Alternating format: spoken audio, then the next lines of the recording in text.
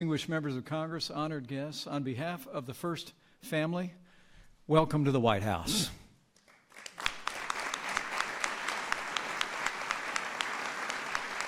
And thanks to the leadership of President Donald Trump, welcome to the beginning of a new era for American infrastructure.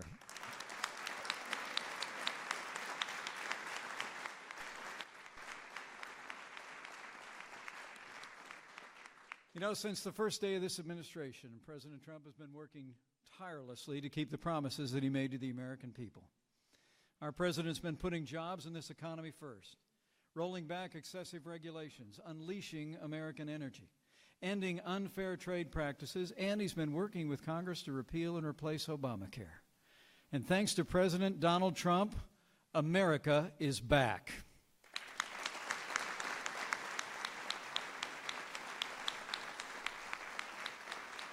American businesses are growing and investing in America again.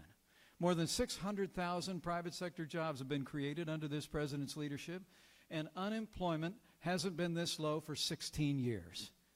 But if you haven't already noticed it, the American people also elected a builder to be the 45th president of the United States, and this week, starting today, this president will take historic steps to keep his promise to rebuild America.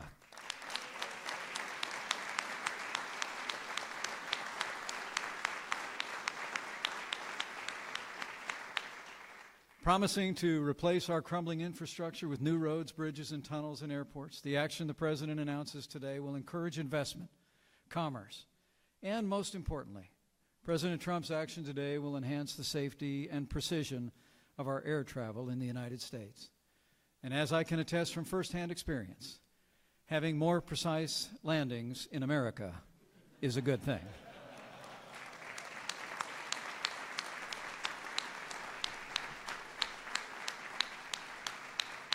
So, with gratitude for his leadership and vision, and with admiration for his unwavering determination to rebuild America and restore a nation of opportunity and prosperity, it is now my high honor and distinct privilege to introduce to you the President of the United States of America, President Donald Trump.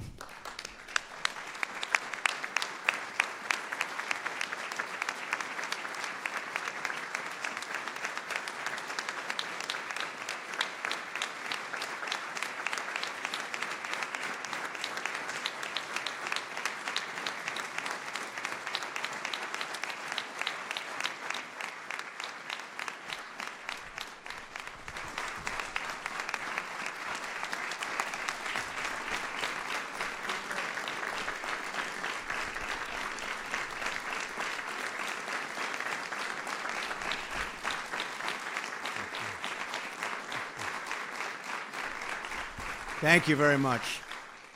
Thank you, Mike. I really appreciate everything, and I appreciate you being here. But I especially want to thank Secretary Elaine Chao, Leader Kevin McCarthy. Thank you, Kevin.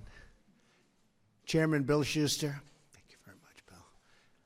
And all the members of Congress, we have many of them here today, for joining us as we prepare to enter a great new era in American aviation.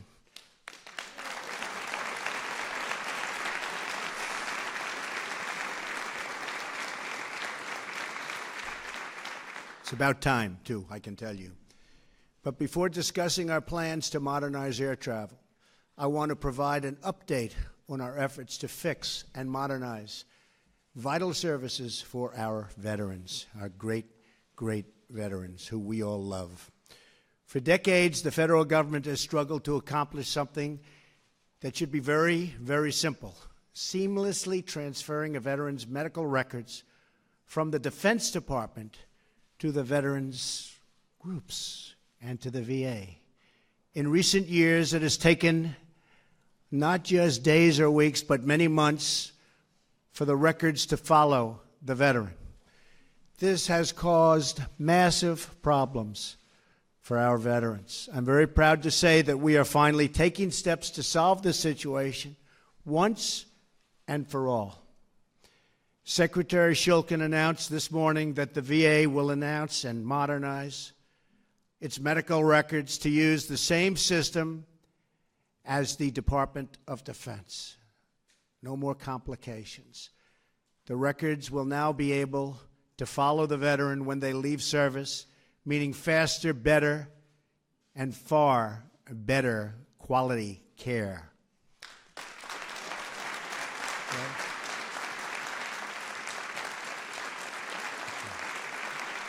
Thank you.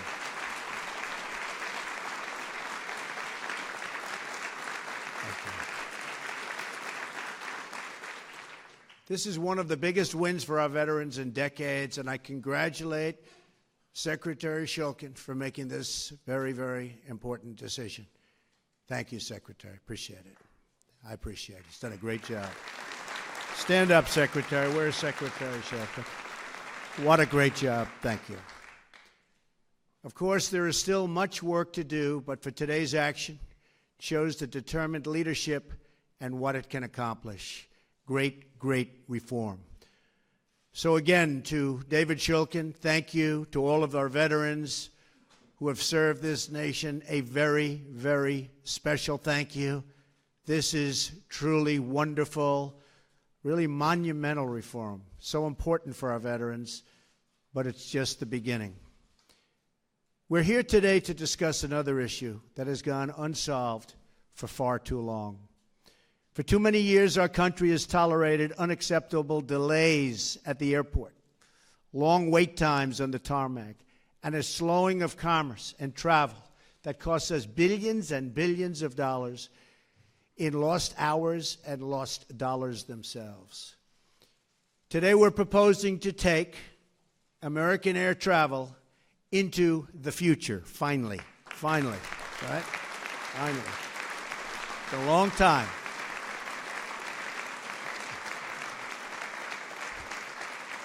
We're proposing reduced wait times, increased route efficiency, and far fewer delays.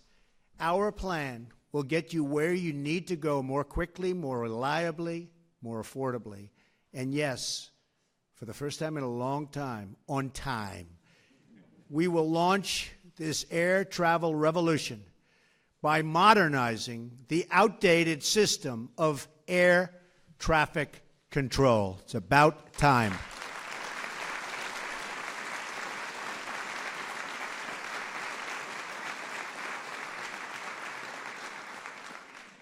Since the early days of commercial air service, the federal government has owned and operated the United States air traffic control system.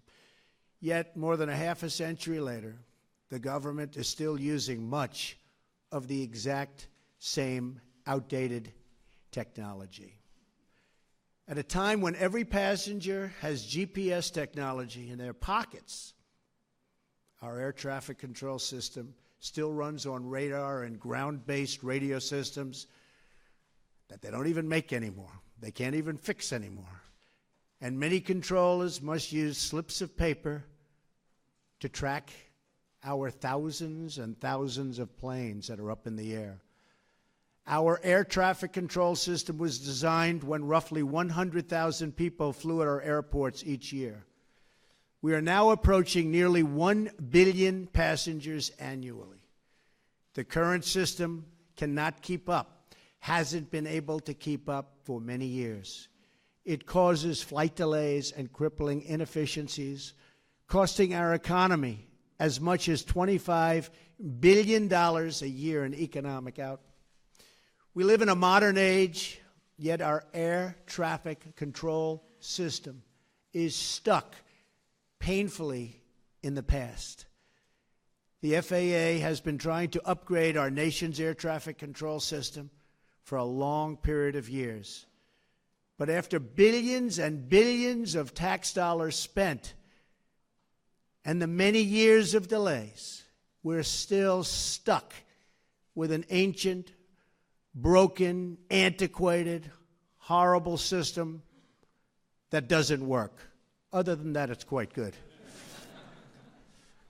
The previous administration spent over $7 billion trying to upgrade the system, and totally failed.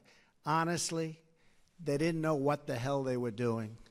A total waste of money, $7 billion plus.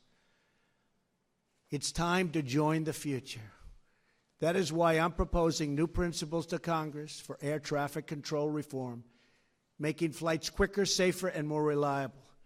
Crucially, these reforms are supported by air traffic controllers themselves. They're the ones that know the systems that they want. They know it better than anybody. And we have people that don't even call them in the past, but now we call them.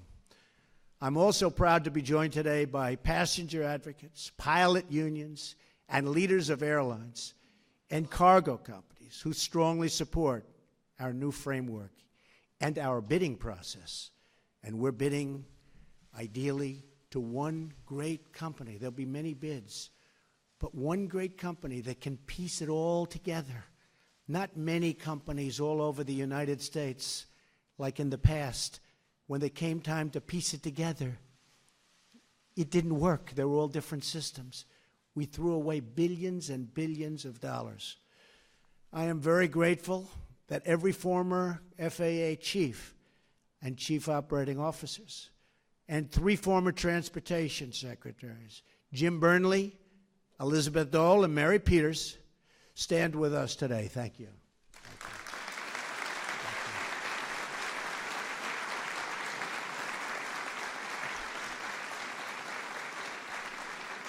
This is an incredible coalition for change all over the room. It's a coalition for change, the leaders of the industry. At its core, our new plan will dramatically improve America's air traffic control system by turning it over to a self-financing, nonprofit organization. This new entity will not need taxpayer money, which is very shocking when people hear that. They don't hear that too often. Under this new plan, the Federal Aviation Administration will focus firmly on what it does best, safety. A separate nonprofit entity would be charged with ensuring route efficiency, timely service, and a long-awaited reduction in delays.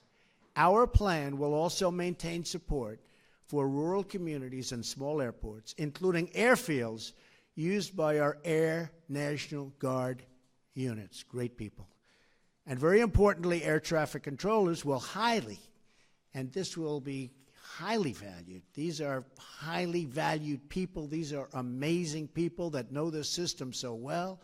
And under our plan, they will have more financial security, professional opportunity, and far superior equipment, the best equipment anywhere in the world. There'll never be anything like what we're doing. And other systems are very good. I won't tell you the names of the country, but we have studied numerous countries, one in particular. They have a very, very good system. Ours is going to top it by a lot. Our incredible air traffic controllers keep us safe every day, even though they are forced to use this badly outdated system. That is why we want to give them access to capital markets and investors so they can obtain the best, newest, and safest technology available. And by the way, the new technology, and I've seen it, is incredible. If we adopt these changes, Americans can look forward to cheaper, faster, and safer travel, a future where 20% of a ticket price doesn't go to the government, and where you don't have to sit on a tarmac or circle for hours and hours over an airport, which is very dangerous also before you land. Dozens of countries have already made similar changes with terrific results, and we're going to top them actually by a long shot. Canada, as an example, modernized their air traffic control through a non-government organization about 20 years ago, and they have cut costs significantly, adopted cutting-edge technology, and handled 50% more traffic, and actually far more than that on a relative basis compared to us. A modern air traffic control system will make life better for all Americans who travel, ship, or fly. It will reduce cost and increase convenience for every American consumer. And these new efficiencies will produce a huge economic boost for the country and for the 1 in 14 American jobs that aviation supports. Today, we are taking the first important step to clearing the runway for more jobs, lower prices, and much, much, much better transportation. America is the nation that pioneered air travel. And with these reforms, we can once again lead the way far into the future.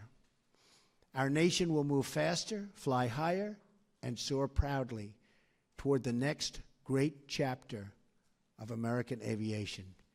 Thank you, God bless you, and God bless the United States of America. Thank you. Thank you very much. Thank you.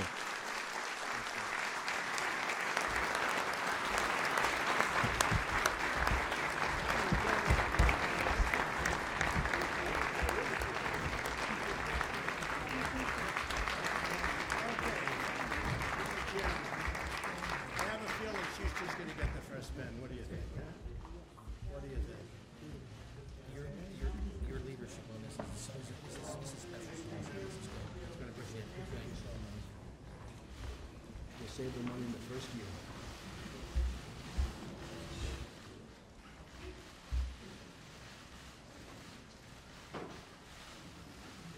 Okay? Is that all right? Yeah. Big question is who's getting the second pen?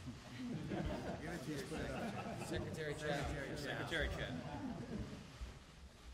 I think so. You're giving up your pen?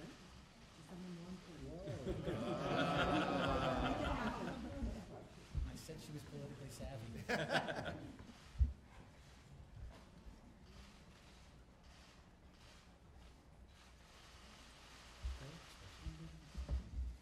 Where's our leader? Yeah, give me another pen, please.